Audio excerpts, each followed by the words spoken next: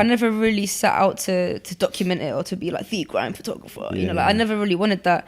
It was literally me just appreciating what the artist did and what they created, and kind of wanting to almost give something back to them as well. Yeah. And what was the moment where you kind of really realised that photography could become a job and a career and a life for you?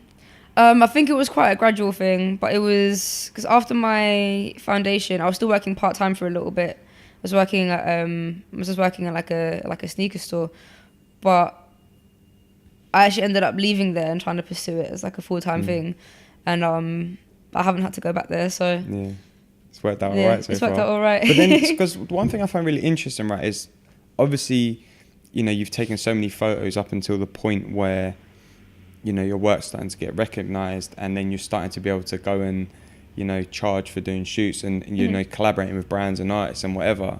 But like, is there one picture in particular that was like the moment that kind of sparked all of that for you? Yeah, I think so. There's this one photo of Skepta, which ended up being the artwork for the Shutdown single. Yeah, the black and white one. Black and white with the Nazim Azar jacket with the No Fear. Yeah.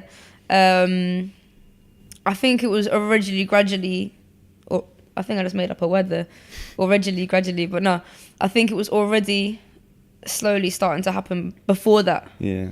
But I think that photo kind of set it off, definitely. Set everything off, yeah. And it was a good time as well, because that, I guess, was like, what, 2015, 14 maybe? Yeah, so it was around the end of 2014, start of 2015 when things started to, yeah. Yeah, and then was that a point, like how much of a difference did it make, other than your work obviously getting out there, like for you personally, in terms of people coming to you, how much difference did that image make to, you know, pushing you forward in like a career kind of sense? I think it was that, plus the fact that I was generally shooting most artists in the grime scene around that time. But I think, as you also said, it almost happened accidentally. I think I kind of was quite lucky in the sense that I accidentally managed to time almost like the resurgence of grime, like the second wave, let's say. And I think with grime's kind of second growth, I think because I was one of the few people documenting it from so early on, I kind of happened to grow with it. Yeah, and what was it about those raves that you really kind of, I guess, kept going back to? What was it about them that you just wanted to be there and wanted to capture them? And to be honest, I was such a little raver, especially when I was 17, but it was definitely the energy. And I think what you don't get from other raves is the kind of like the MC cypher aspect of it as well. And it's like, I think just the unpredictability of it as well.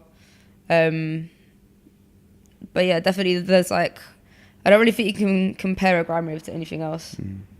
Yeah, energy's just too high, isn't it? Yeah. It's a different experience.